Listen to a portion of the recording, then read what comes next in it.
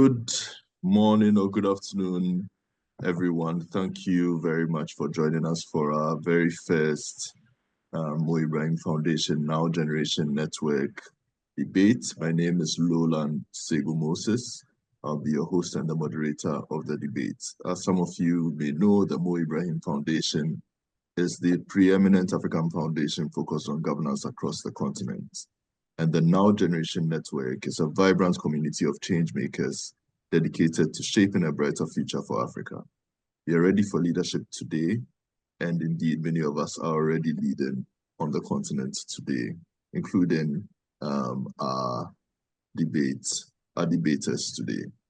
Now, we launched these debates to encourage critical thinking and meaningful dialogue among young African leaders, policymakers, and stakeholders. And by addressing pressing governance and development challenges through these debates, we aim to inspire innovative ideas and solutions that drive positive change across the continent. So our motion for our first debate today is African nations must prioritize domestic resource mobilization over external financing.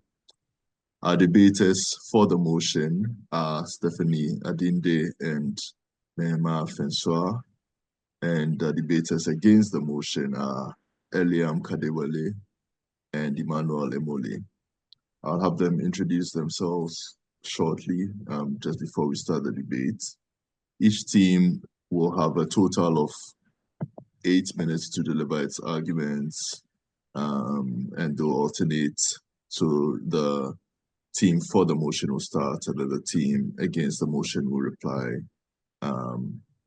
and so on and so forth, as happens in a typical debate.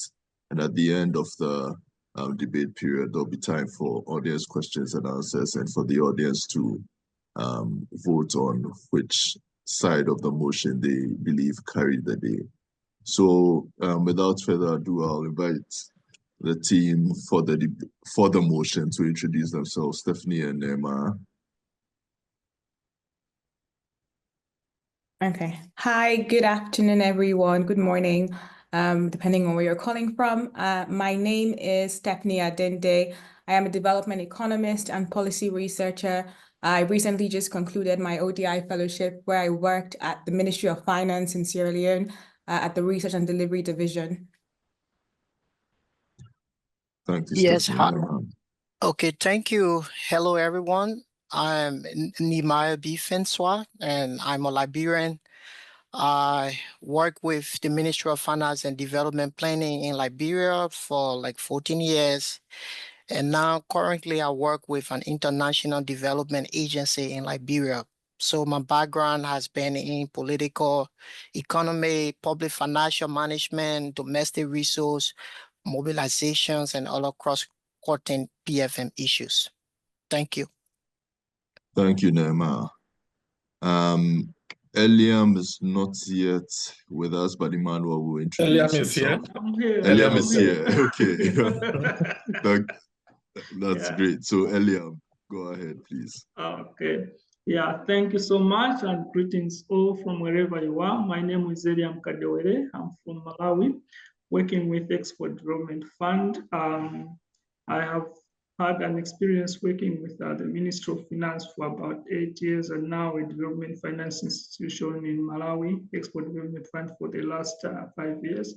I was a fellow with the Mo Ibrahim Foundation under the Leadership Fellowship Program with the United Nations Economic Commission for Africa in 2020. So basically, that's it about my introduction. Thank you. Thank you, Eliam. And Emmanuel. All right. My name is Emmanuel Emole. Of course, I'm a Nigerian. So I am a student of development policy and politics at the University of Birmingham. And currently, I do internship with the Mo Ibrahim Foundation in London with a focus on political economy and public finance. Thank you, Emmanuel. As I said, these are all already leaders on the African continent. So I'm looking forward to a very vibrant debate. So without further ado, Stephanie, can you tell us why you think African nations must prioritize domestic resource mobilization over external financing. You have 2 minutes for your opening statement. Okay. Thank you, Lolan. So I strongly believe that the wealth of a nation lies in its own backyard, and Africa must look within to finance its development needs. The continent is blessed with abundant resources in terms of human capital and also natural resources. Yet, when it comes to financing for development, we keep relying on external financing to mobilize the requisite resources required for national development. Now, African countries must prioritize DRM because it has a plethora of benefits. One is the fact that it fosters sustainable development, enhances autonomy and independence when it comes to decision-making. It fosters ownership. It ensures accountability and transparency. External financing is not sustainable, as it often comes with stringent conditions that may hinder long-term development goals for African countries. The need for the continent to explore different financing pathways has been reiterated over the past couple of decades at different forums and different platforms. For instance, the 2015 Addis Ababa Action Agenda on Financing for Development identifies domestic resource mobilization as a central goal to achieving the Sustainable Development Goals. Furthermore, the African Union highlights that the mobilization of the continent's domestic resources could potentially cover 90% of the financing required for Agenda 2063. So I strongly believe that it's time for the continent to start looking within. It won't be an easy task, but it's a task worth undertaking. Thank you, Stephanie. So, Eliam, Stephanie says external financing is not sustainable. What is your response to that? You have 2 minutes to provide your opening statement. Well, whilst respecting the views that Stephanie has provided, I want to highlight that we must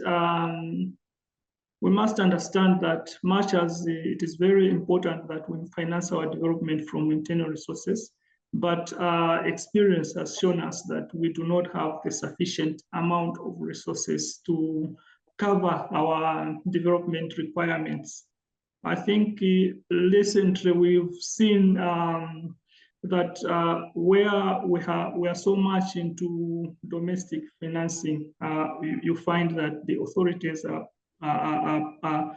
encouraging increasing the tax base and the like, and that has not gone well with the populace. We've seen the experiences that we had with Kenya and the like. So pushing so much for domestic funding, much as it is important, it has not yielded the desired results as it were. In addition to that, I think I can also highlight that the infrastructure development requirements that we want to achieve, even under the Agenda 2063 that is being highlighted, is too much to be borne by domestic financing, and that alone gives a motivation for other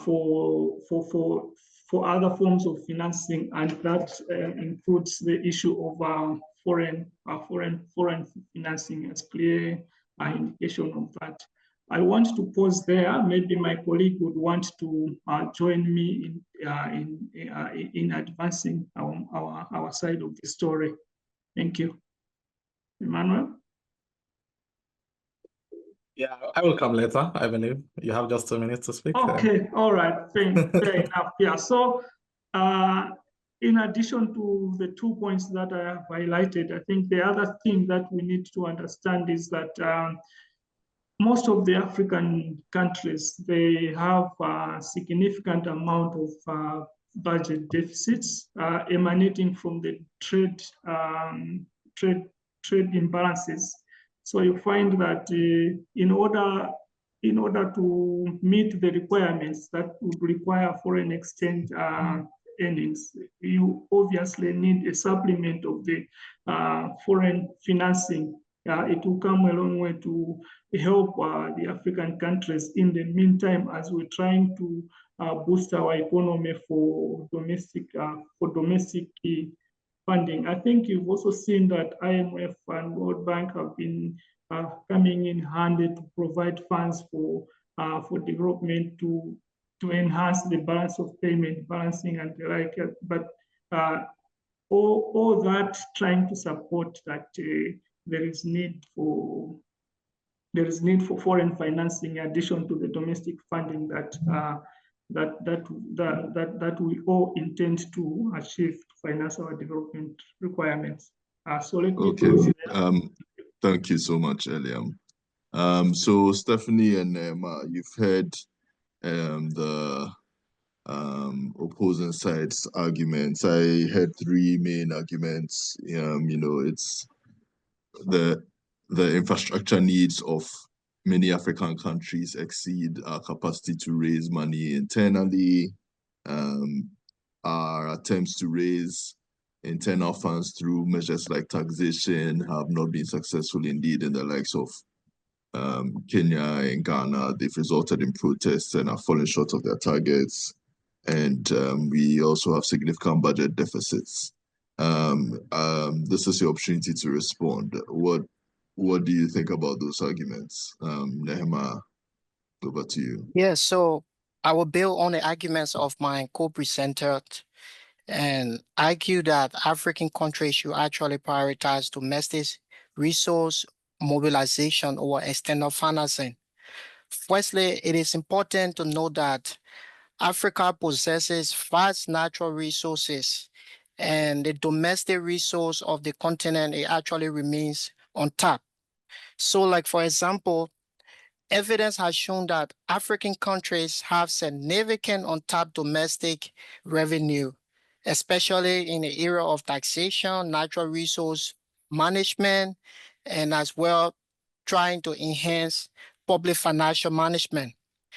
According to an OECD revenue statistics, the tax revenue in sub-Saharan Africa is about 16% of GDP.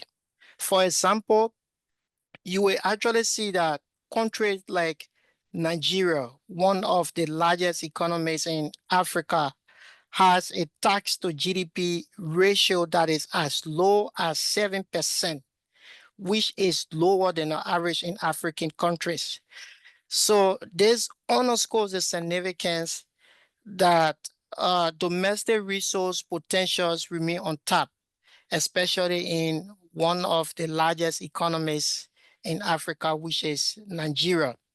In addition, we also saw that reforming tax administration and collection could also help to generate an additional 12 to 30 billion annually for African countries, according to estimates from the International Monetary Fund and the African Tax Administration Forum.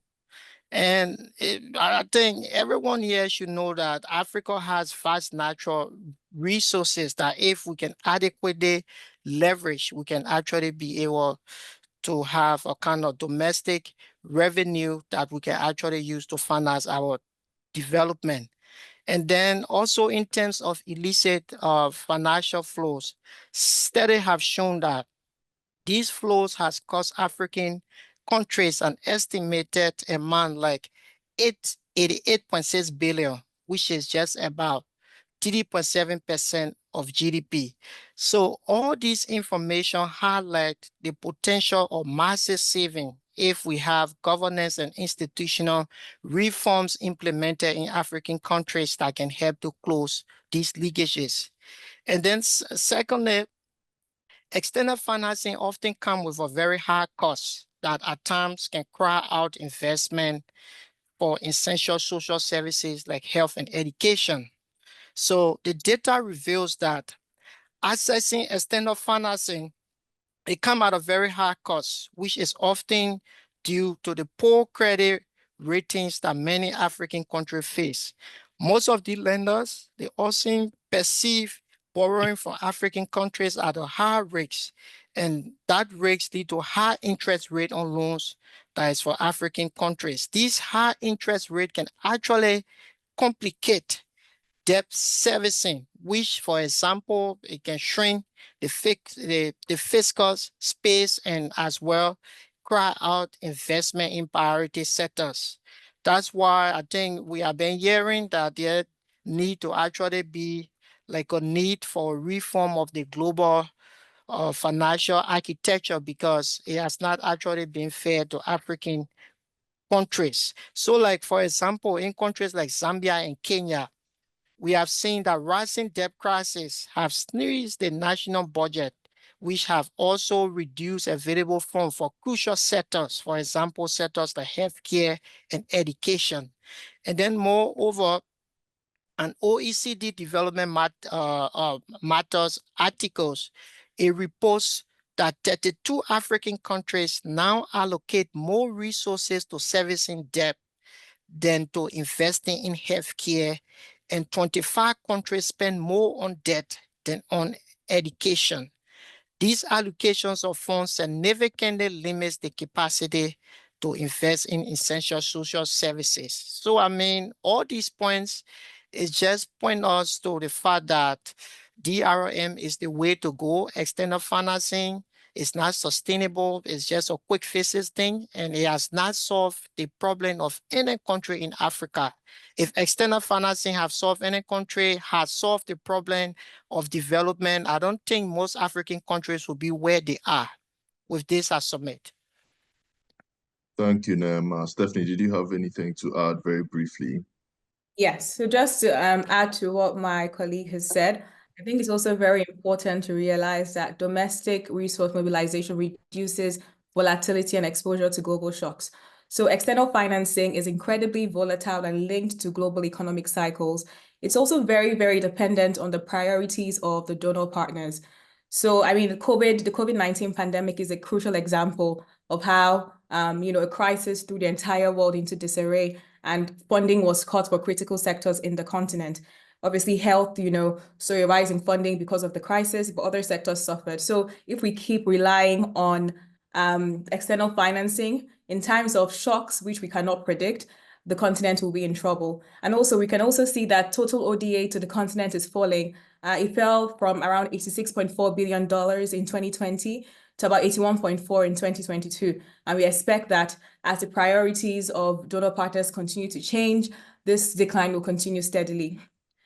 Furthermore, just to quickly add, economists typically say that there is no such thing as a free lunch. So by prioritizing external financing, African countries lack autonomy to make policy decisions. We see development partners, donors, dictating the pathway for economic growth for African countries. And oftentimes these pathways are not the way that development should be happening in the continent. So giving African countries autonomy and freedom to generate their own resources and make their own decisions will allow for greater ownership and allow and foster the creation of African solutions for African problems. Finally, I just want to quickly add that DRM has a plethora of spillover benefits for the entire economy. I mean, the multiplier effects are immense. It could potentially lead to expanding the tax base, improving domestic institutions, improving the macroeconomic fundamentals such as employment, inflation, interest rates, etc. So it's not just happening in isolation, it's actually benefiting the entire economy, and the development benefits are quite immense, and we cannot take it for granted. Thank you. Thank you, Stephanie. So, Emmanuel and Eliam, you heard the main submission of the pro side. I think that was a very strong submission. A few key points that I heard were that external financing, even though it appears to be more abundant, ends up crowding out the debt services, from external financing, ends up crowding out countries' ability to finance critical sectors like health and education.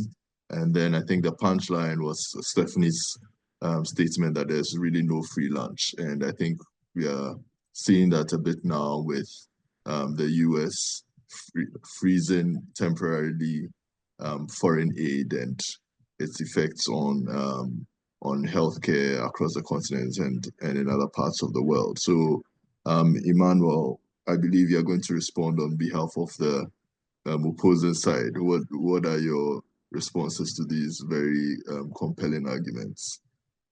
All right. Thank you. So I think that it has been emphasized. I think right from when I was an undergraduate student, I've been hearing that Africa is rich in resources. Africa is rich in resources. And the one statement I like so much from the development trajectory of Nigeria, for example, is the one by General Yakubu Gowon in the 1970s, when he said Nigeria's problem is not money, but how to spend it, right? So that kind of statement shows you that, of course, we have the resources, as they said, but to what extent has that helped our development in the long run? So let me begin by saying that there are a lot of countries in this world, including in Africa, that have developed through external financing. And some of them include Japan. When the World War II ended, it was through the Marshall Plan, for example, that was funded by the United States that Japan experienced a massive development. We also have countries like South Korea, Taiwan, and Singapore, which utilize these foreign aid and loans to invest and to develop. South Korea, particularly in 1950s, for example, and the 1960s, used such funds to support infrastructure, education, and even industrialization.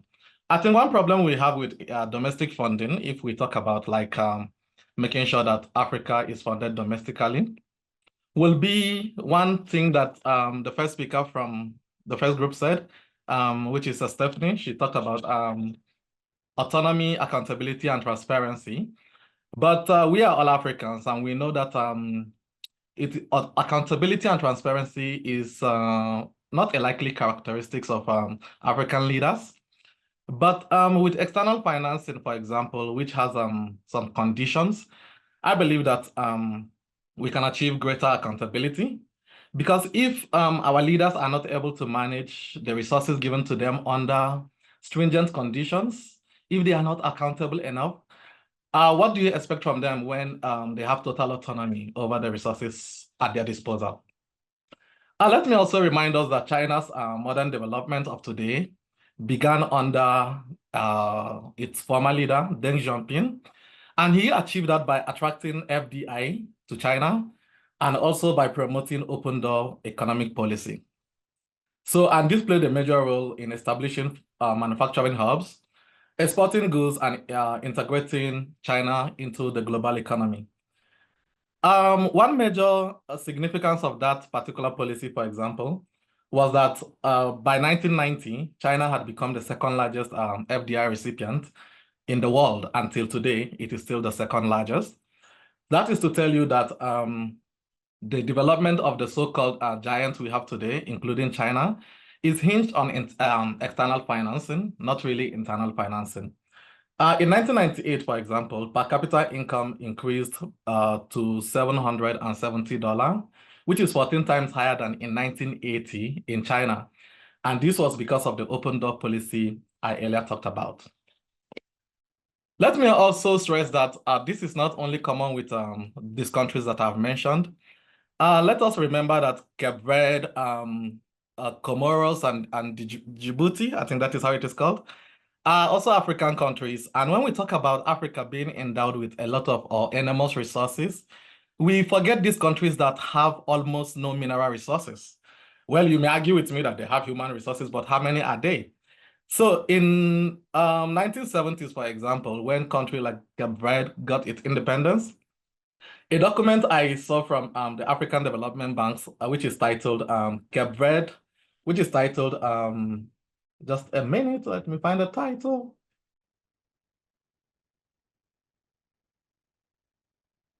Okay, a document from the African Development Bank, which is titled Cape Verde, A Success Story, shows that the success of Cape Verde was hinged on external financing.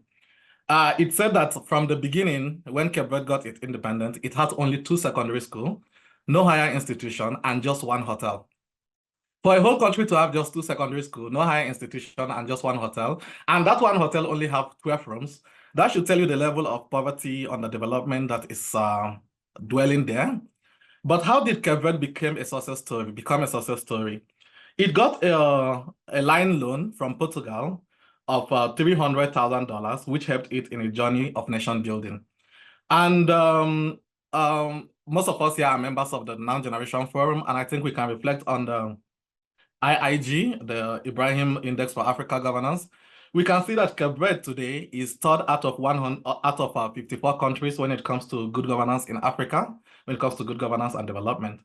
Moreover, when we talk about this development and external financing that we always hinge on, it is not just about collecting money from the West and being indebted to that extent. External financing, I think, is any money coming from outside Africa.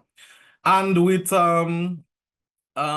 collaboration between Africa and other countries, like we have the BRICS now, we can have a more symbiotic relationship, which can actually bring about development, which can actually bring about proper financing, which will not put us into such debt. So Africa as a continent, for example, according to sources, including the United Nations, does not have the annual hundreds of billions of dollars it needs to combat urgent issues like the climate change. So the question I want to ask us is, how long will it take us to accumulate such amount of money? Is it until we all perish before we accumulate such amount of money? Moreover, external financing, again, is a product of moral justice, right? Because the history of Africa cannot be complete without us talking about colonialism, without us talking about slavery. And external financing must not be loans, it can be grants, right? So for the sake of morality, for the sake of what Africa deserves, for the sake of reparation and what have you, we really need external financing. And this is not just because we cannot get the resources from within, but also because it is morally right that we are given this external financing. Let me conclude my version of the story by saying that there is a significant gap between Africa's development needs and its domestic financial resources, right? As my colleague said earlier, the development needs of Africa is quite enormous. And if we decide to just focus on looking inward, focus on the internal financing, what that simply means is that we are going to forego some demands or some needs of the African people.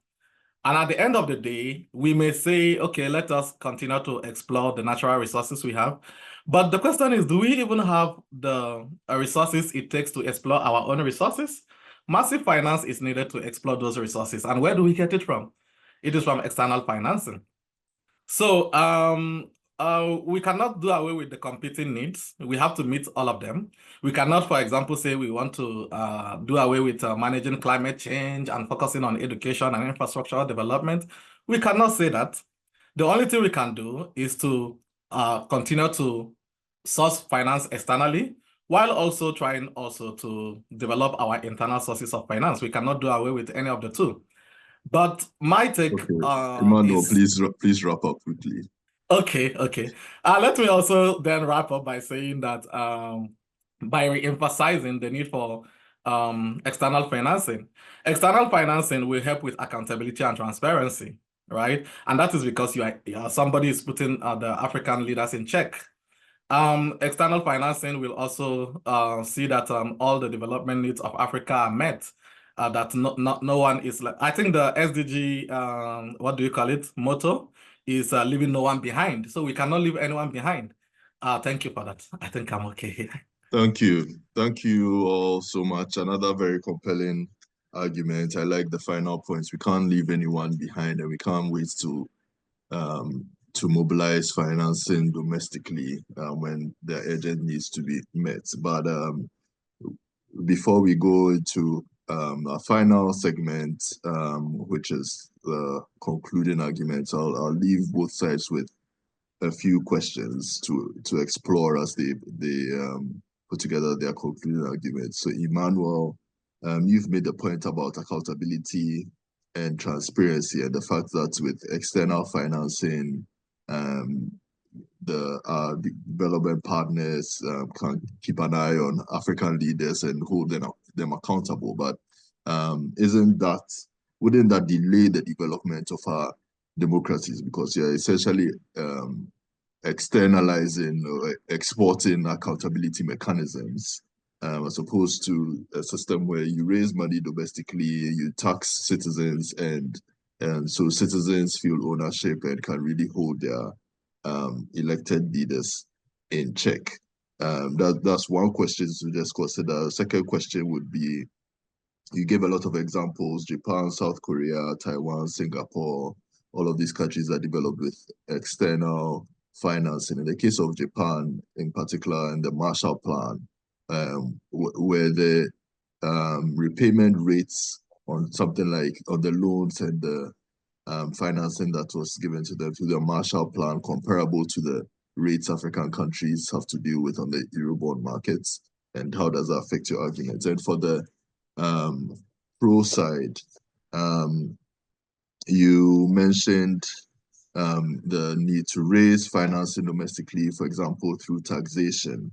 And you said several studies have shown reforming tax administration will raise between 12 to 14 billion dollars. Now, as you know, many African countries have economies which are described by conventional economists as highly informal.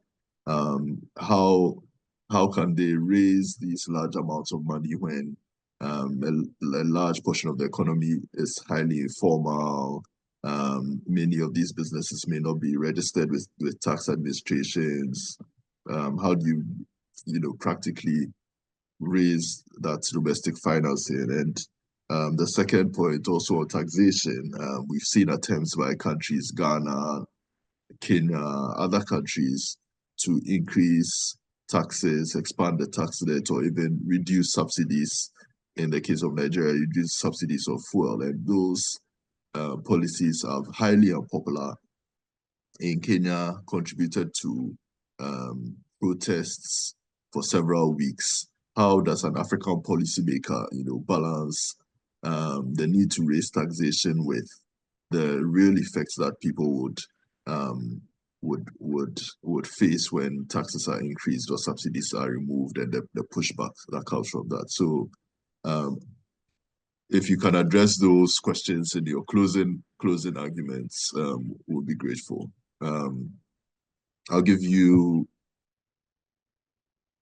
a couple of minutes, and then the side for the motion, Stephanie and Emma, one of you can give the closing arguments in 2 minutes. So thank you so much. So in response to your question about the informal sector, I would like to point out to you that many African countries can actually improve tax collection. They can do so by trying to formalize the informal sector. And they can also do so by trying to strengthen tax administration. And we have seen that, for example, countries like Rwanda and Botswana, they have demonstrated that DRM can actually be strengthened with political will and with good governance. So to close, I would like to add that it is clear that the resources that are actually needed for Africa's development, we strongly believe that these resources lies on the continent, considering the continent's vast natural resources and also its untapped DRN potential that actually needs to be unlocked. Another thing we would like to point out is that given the current geopolitical dynamics around foreign aid and foreign assistance, I think we have all seen in the world of how of course, the situation it have caused within the whole world. So, all of this point to us that African nations should actually transition from that dependency on external financing, and they should actually focus on a sustainable African-led growth and development that can leverage the continent's vast resources. And it is important to point out that we are not saying that DRM doesn't come with its challenges. We are not saying that challenges exist. However, our point is that relying on external financing, as argued by our opposing team, it only perpetuates dependency and it risks long-term economic instability, such as the debt crisis that are currently affecting many African countries around the world. In Africa, so we strongly believe that with institutional reforms We believe that with investment in capacity building, we believe with fiscal transparency on the aspects of African government and an effective use of Africa's vast natural resources, we can actually strengthen domestic resource mobilization and chart a new path for self-reliance and sustainable development. I submit. Thank you very much, Nehemiah. Eliam, over to you to close us out. Okay, thank you so much, moderator. What I'll do is I'll speak to one issue and then leave a minute for my colleague Emmanuel to come in on the issue of accountability. But as I close, I want to highlight, also to agree with my colleague, that the issue of building our own capacity, I also share that, and it's the same kind of capacity that we need to capacitate Africans with when they're going to negotiate for the terms of the financing they contract from elsewhere.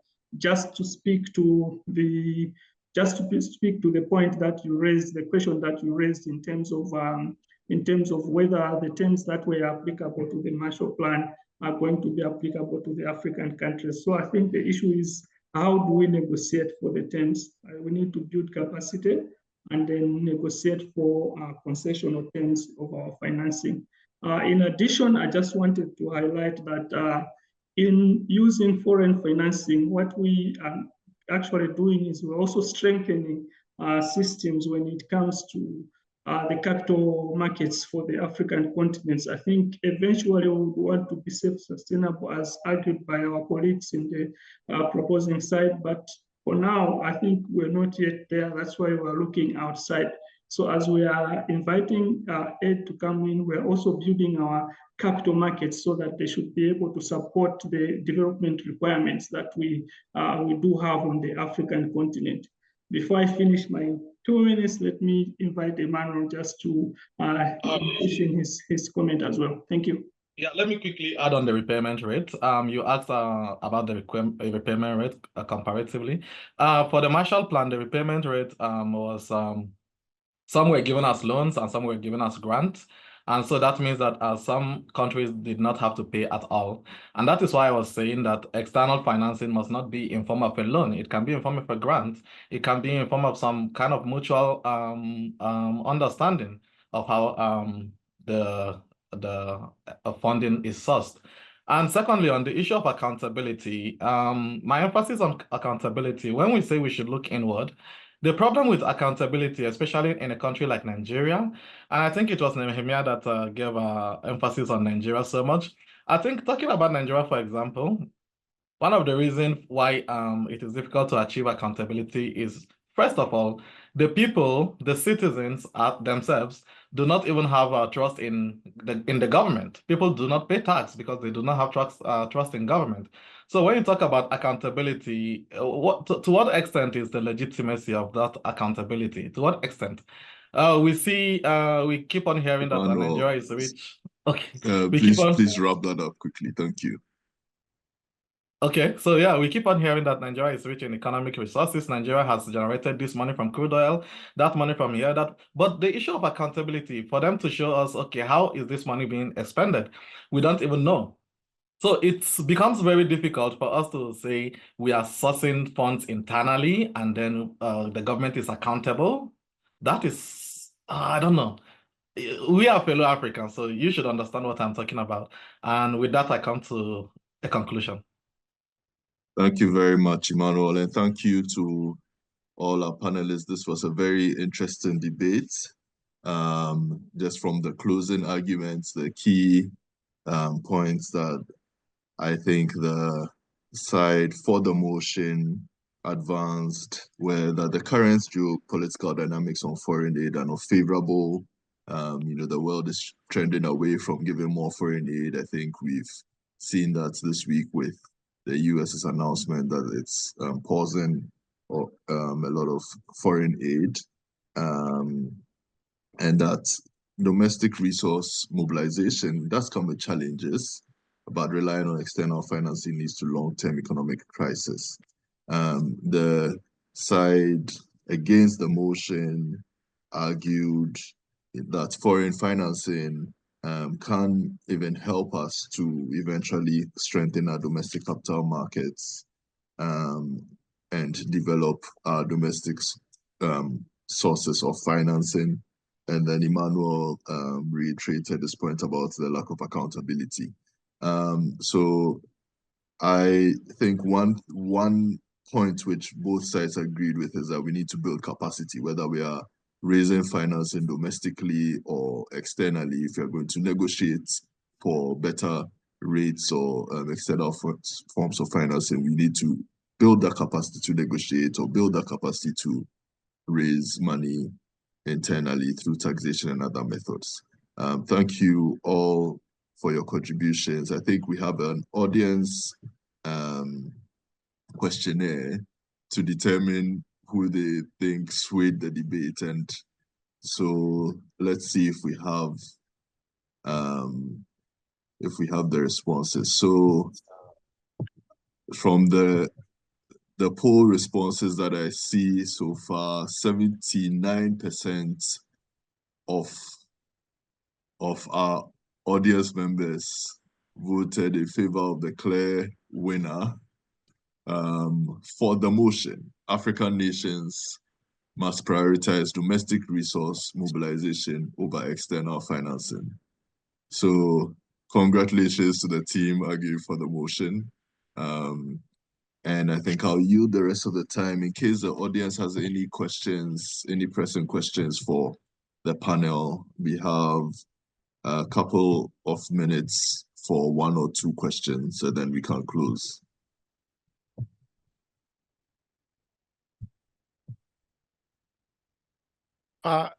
Can I ask a question to my colleague, Emmanuel? Okay. Sure. Okay, Dema.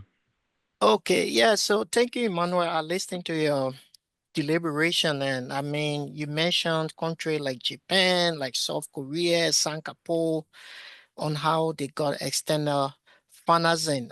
One thing I would actually like to point out to you, and which I also lifted out in the arguments, is that most of the countries, the rate at which they lend is not the same as compared to African countries. African country access to external financing, it actually come at a very high interest rate because these countries see African as a high risk. And another point I will also want to point out is that these countries only use this as starting point. It was not something that they were doing perpetually.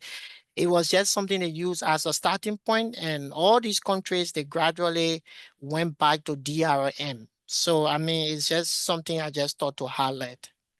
Thank you. All right. Thanks, Ima. Thanks, Nehema. It doesn't look like we have any other questions from the audience. So I will, on that Yeah, note. okay, so I let see me... one. Sorry, I see one question. Okay. Christian B. Mwala. Go ahead, Christian. Yes, hi. Could you hear me? Yes, we can hear you. Okay. So I wanted just maybe to add something about what my brother just said before. So there is also a new way of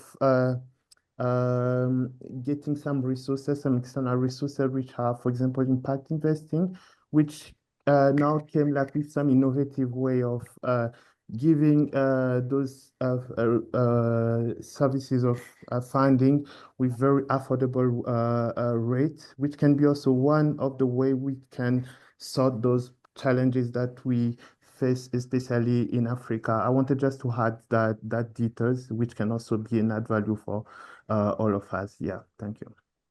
Thank you, Christian. So Christian made the point, I hope you all heard him, that impact investing can be another source of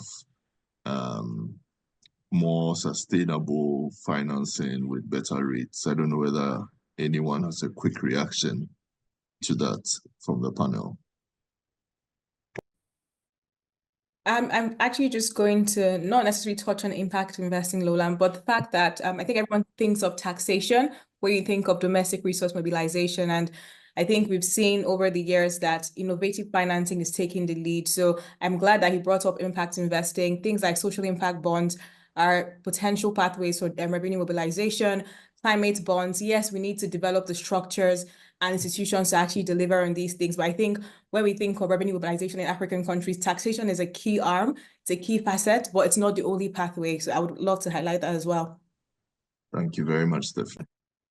Yes, and then I would also like to add that DRM, I mean, whenever DRM is mentioned, people always talk about taxes. I mean, it's not just all taxes. For example, you have public financial management, you have the prudent fiscal management, prudent expenditure management. These are all ways that you can be able to generate revenue domestically. So, I mean, it's not just like taxes, even the way you manage your expenditure can also give room for you to actually generate resources domestically. So that is another point I wanted to highlight. DRM is not just about taxes, is about you can also properly manage your expenditure, you can expand your tax base. There are a lot of different things that you can do. It's not just taxes. Thank you. Thank you so much, Emma and Stephanie. So I think on that note, we'll bring this first NGN debate to a close. Thank you so much for your time, everyone, and thank you to our fantastic panelists. That was a very informative debate. I learned a lot, and I'm looking forward to the next one.